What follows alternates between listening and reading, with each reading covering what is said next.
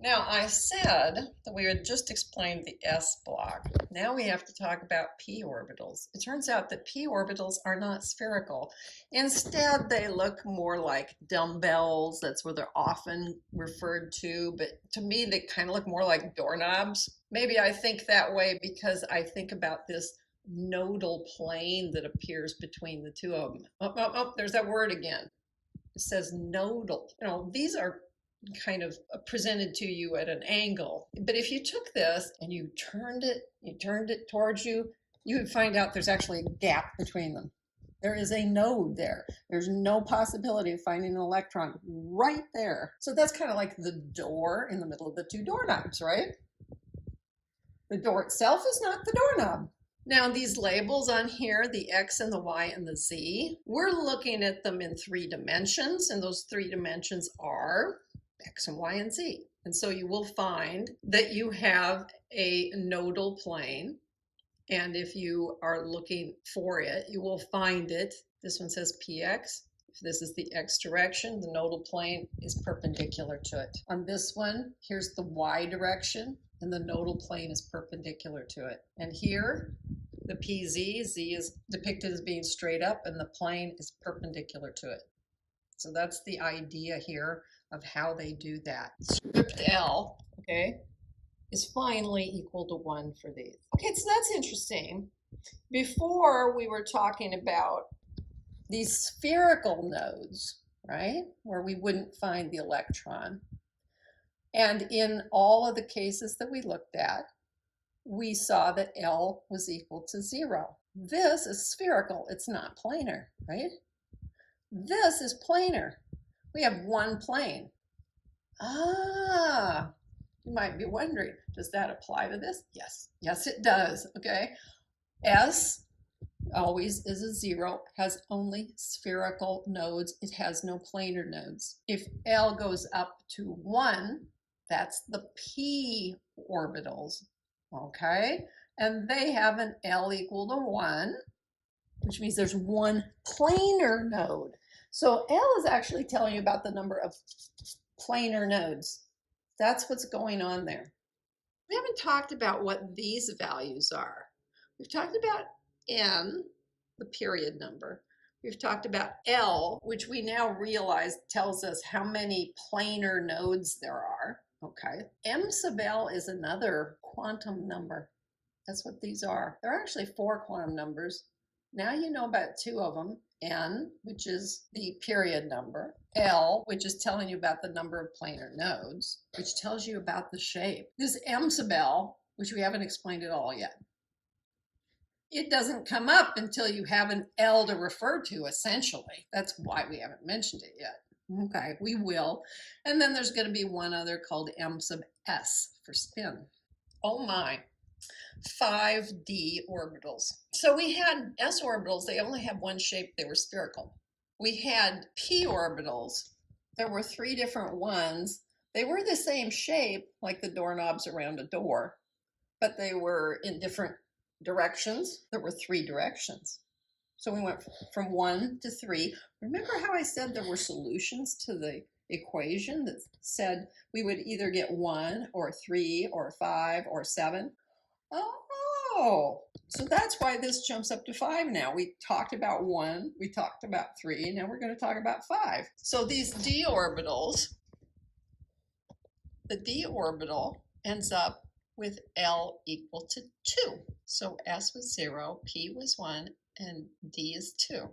Okay, so there's 2 planar nodes. I can see 2 planar nodes here. They're just crossing each other. Boom. Planar nodes like that. And then they can be aligned in different ways in space, right? That's this, all of those look like that. And then there's this.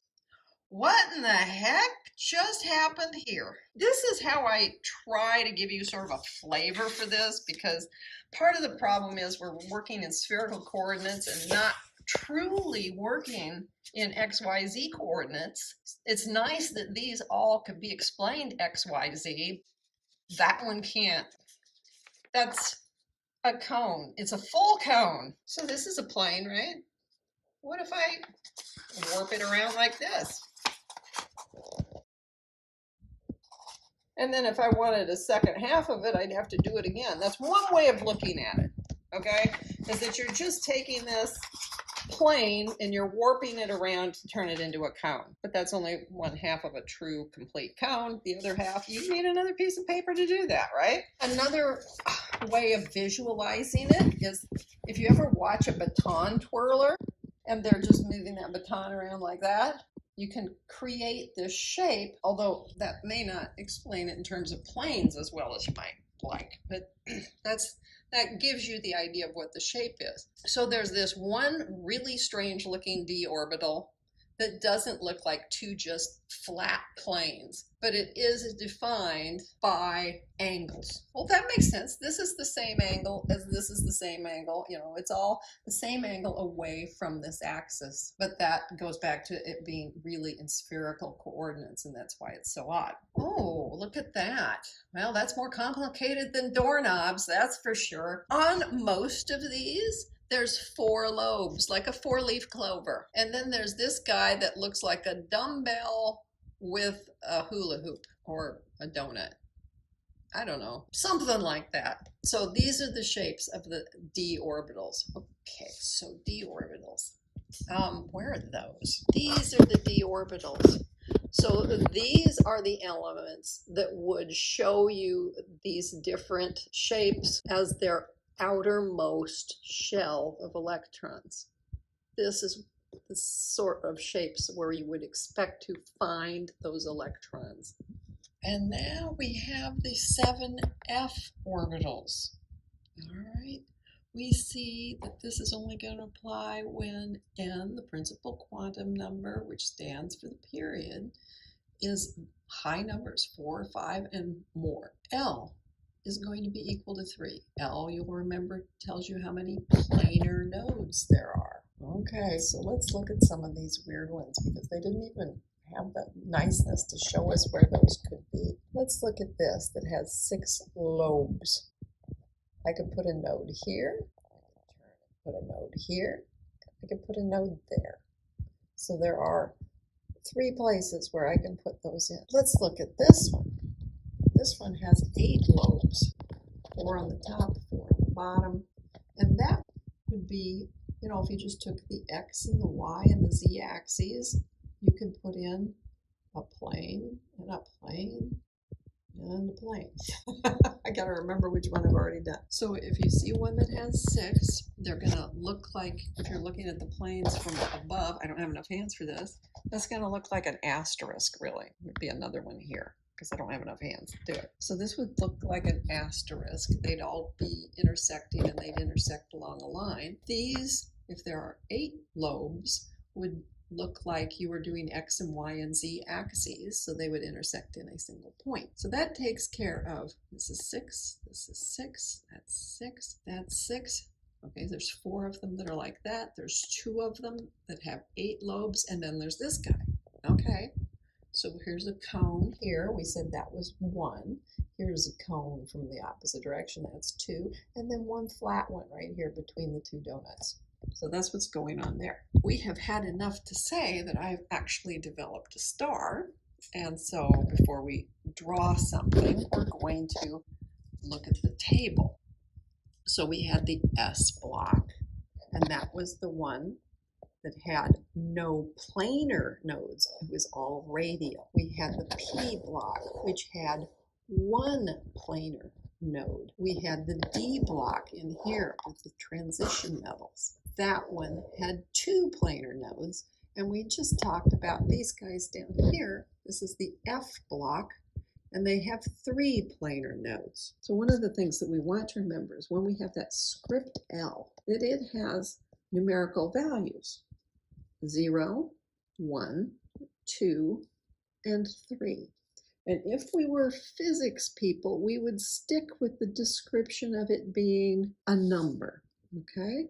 But we're chemists, so in chemistry, we call these the S, P, D, and F blocks. And it's not just blocks. We can use these to describe their shapes. The S's were all spherical. The P's looked like dumbbells. or doorknobs, depending on what you want to call them. The D's, well, there was more than one type, but the most common type looked like a four-leaf clover. And the F's, again, they had a lot of different possible shapes. And so it really was easiest to look at them and say there were three nodal planes, echoing the three here. So the physics people just use the numbers. The chemistry people like to refer to it as S, P, D, and F. And the L value always tells you the number of angular nodes. That's the official word, is that L stands for the number of angular nodes, which, generally speaking, are planes, although we have strange ones that look like cones, but the number of angular nodes.